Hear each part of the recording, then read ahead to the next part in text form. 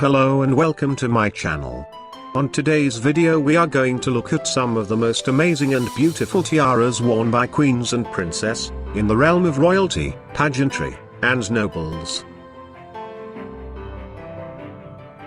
Throughout history, men and women of status have adorned their foreheads with various kind of crowns and tiaras, which symbolized social superiority and power.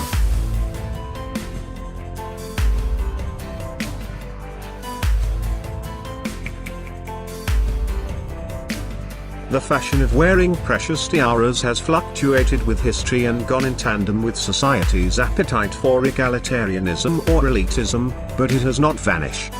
The downfall of many European monarchies might have diminished its importance, but curiously, the notion of elitism and dream of being a princess, even for one day, has continued to seduce generations, and tiara has remained in fashion, in its classical styles as well as in new art forms.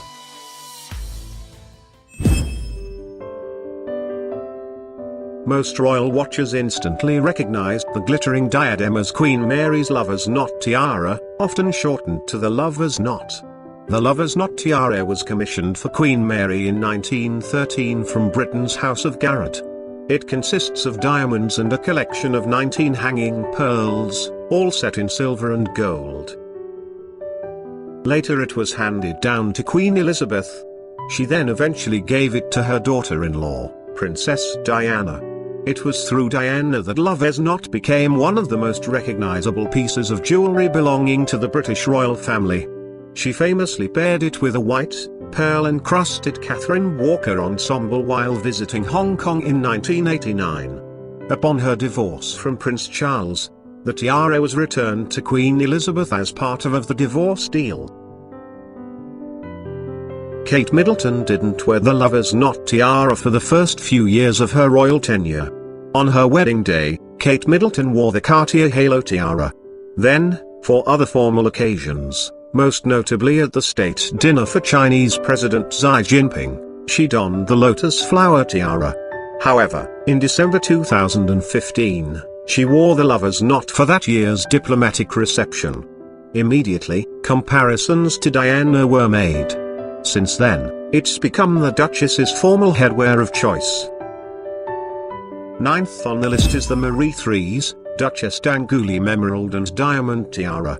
The tiara, which was designed and executed by the French royal jewelers Everard and Frederic Baptiste in 1819, was a masterpiece of the French jewelry craftsmanship of the early 19th century.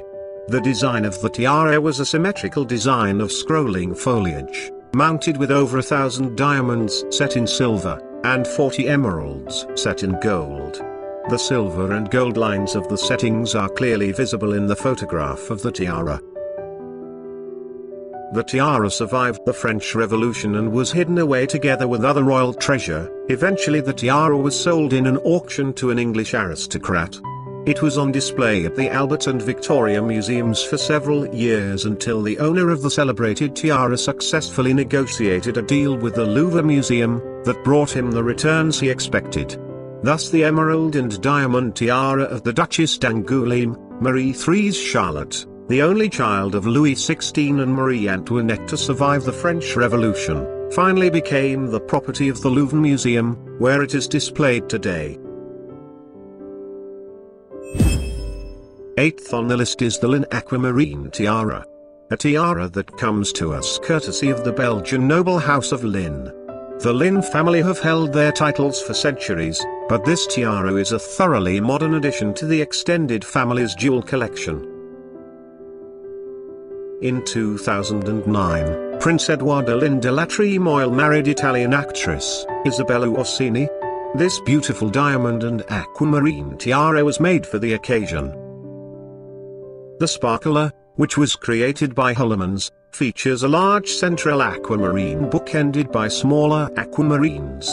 And, because this is a Lynn tiara after all, the piece also incorporates diamond scriptures as a major feature of the design. Isabella also wore aquamarine earrings to coordinate with the diadem.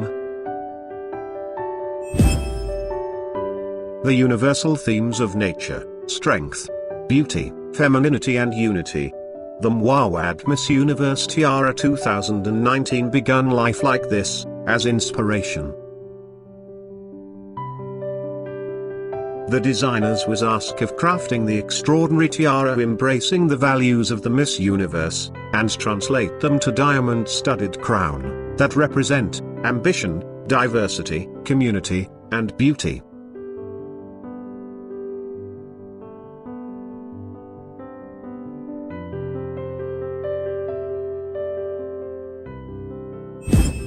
This tiara came to life in a meticulous process that combined the artistry and creative vision, using technology, master craftsmen, and the expertise to source and polish diamonds to the highest standard. The tiara's name, The Power of Unity, is meant to celebrate a women for being complex, diverse, unapologetically ambitious, and strong. The interconnected line motifs are meant to represent the community of women from around the world whose band unite them, and reminds us that we are stronger than apart. Sixth on the list is this beautiful emerald tiara from the collection of Princess Katharina Henkel von Donsmarck in the 1900s. I think it is difficult to exaggerate the importance of this emeralds. This is undoubtedly the greatest raw of original fabulous stones, 11 of them perfectly match. And what is extraordinary, is that, if you want to describe it to somebody, what color the great emerald is, you would point at these stones. They are like green berries, it's what is known as the old mine material. The emeralds itself is absolutely remarkable. It is estimated the weight to be well over 500 carats, which is a huge amount. They would have been mined in Colombia, probably in the 16th century, and they would have been traded with India.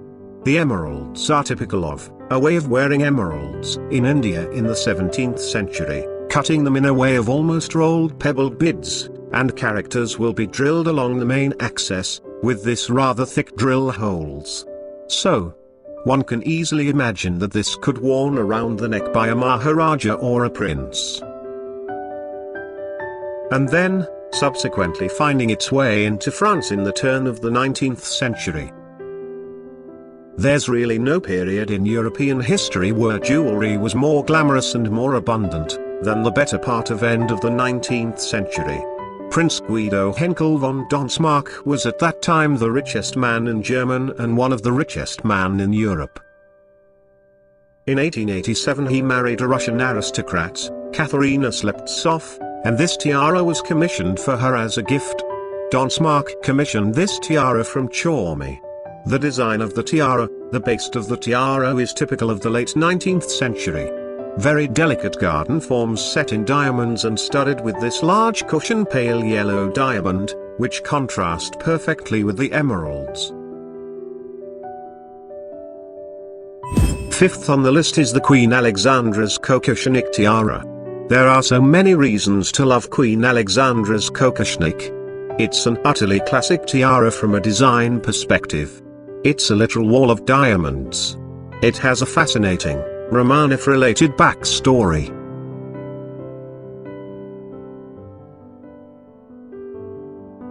The original design of the tiara was worn by Empress Marie Feodorovna of Russia. Then after it was seen by her sister Queen Alexandra, she already knew what she wanted on her wedding day. In 1888 the London News illustrated the Alexandra's anniversary present, a Kokoshnik design tiara made by the royal jeweler, the House of Garrett. Like Marie Feodorovna's tiara, the piece was made of individual pave-set bars, though Alexandra's fringes were more rounded at the tip. Alexandra's Kokoshnik featured 77 of these fringe pieces, and the entire tiara was packed with more than 400 diamonds.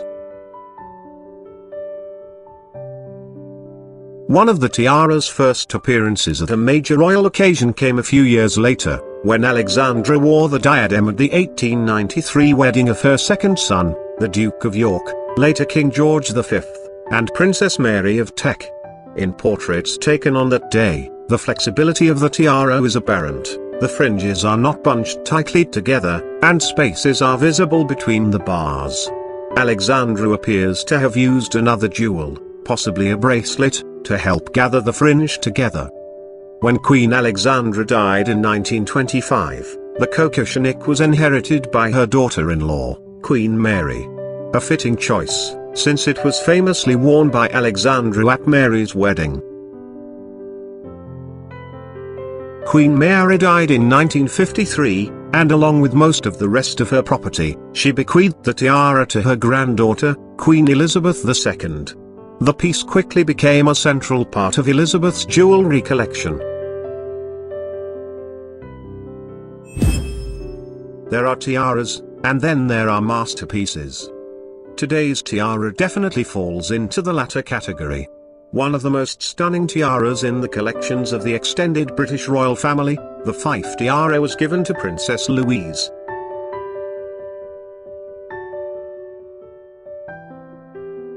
Princess Louise is the granddaughter of Queen Victoria, and she was the eldest daughter and third child of Albert Edward, Prince of Wales, and Princess Alexandra, who later became Edward VII and Queen Alexandra. The Fife tiara is made on an extremely intricate and delicate frameworks, and it contains diamonds ranging in weight from 1 to 10 carats. It was made in 5 pieces, and almost like one now. The tiara is extraordinary in its construction: silver in the front, gold in the back, and all of the 200 carats of diamonds, beautifully cut, while being presented in the thinness framework. But what really extraordinary is the tiny pivots in which the pear-shaped diamonds are presented, and they would have caught the light. When Louise, Duchess of Fife, worn it, it would be an extremely beautiful to behold. Third on the list is the Brazilian aquamarine tiara. Most of the sparkling tiaras worn by Queen Elizabeth II of the United Kingdom were legacies from queens and princesses past, but a few of them have been hand-picked or commissioned by the Queen herself. Today's tiara, the Brazilian aquamarine, was ordered by the Queen as a part of an evolving parure of jewels. The Brazilian aquamarine parure didn't start with a tiara, it began with a necklace and a pair of earrings. These diamond and aquamarine pieces were presented to the Queen in 1953 by the Brazilian president as a coronation gift on behalf of the people of Brazil. By 1957, the Queen had also commissioned Garrett to make a tiara to match the aquamarine demi parure. The tiara featured an elaborate diamonds and aquamarine band base, with 3 aquamarine and diamond elements placed at intervals. The Queen has worn the tiara fairly consistently since its overhaul, even though it's now one of the tallest and most imposing diadems in her collection. The last time we saw her wear the tiara in public was during the Commonwealth Heads of Government meeting in Australia in October 2011. Queen Victoria and Prince Albert's shared love of art and design resulted in many an exquisite treasure, including jewels like her sapphire coronet and the Oriental circlet. "Albert has such taste and arranges everything for me about my jewels," Victoria wrote. This Gothic-inspired emerald and diamond tiara is another example, a piece personally designed by Prince Albert and commissioned in 1845 from the London jeweller Joseph Kitching for £1,150. The tiara, nearly a full circlet in shape, has a base of cushion-shaped diamonds and step-cut emeralds topped by a graduated row of 19 inverted pear-shaped emeralds. The largest emerald weighs in at 15 carats. The tiara completed a parure of emeralds and diamonds previously gifted to the Queen by her husband, including a necklace with 9 clusters of emeralds surrounded by cushion-shaped diamonds, a pair of pendant earrings, and a brooch featuring a 20-carat emerald. Queen Victoria was thrilled with her emerald tiara gift, referring to it as a lovely diadem of diamonds and emeralds designed by my beloved Albert, and writing of her husband's wonderful taste in her journal. The family has allowed the tiara to be shown on exhibition, and, of course, has just now loaned it on a long-term basis to the Victoria Revealed exhibition at Kensington Palace alongside the Fife Tiara and the Fife Fringe Tiara. The rest of the emerald parure is also on show, ready and waiting for your admiration. It already has mine. This is one of my absolute favorite pieces. Magnificent. This unique emerald tiara was made by Harry Winston in 1958 in advance of the marriage of the Shah of Iran and Farah Diba. Much like the Noor Orleans tiara, which was made in the same time frame for the same purpose, it includes a mix of diamond colors and incorporates old stones from the Iranian crown collection. The heart-shaped pointed base is made of a row of platinum set baguette white diamonds which sit underneath a double row of pink, yellow, and white diamonds. The brilliants are thought to be from the 19th century and Indian in origin. The largest two are 15 carats apiece. The top is set with 7 large oval and round Cabocan emeralds which are probably from South America and were likely cut before 1738, when Nadir Shah invaded India. The emeralds range in size from 10 carats each, for the 2 smallest, to 65 carats, for the large central stone, and are framed in diamonds thought to be from South Africa. The tiara may have been a signature piece for the Empress, but it belonged to the crown jewel collection and as such did not come with her when the imperial family fled the country in 1979. While they are no longer worn, the jewels are safe and sound and available for public viewing at the Treasury of National Jewels in the Central Bank of the Islamic Republic of Iran in Tehran. I hope you had a wonderful time viewing some of the most beautiful tiaras made for the royalties, nobles, and pageantry. It was a pleasure. Have a wonderful day.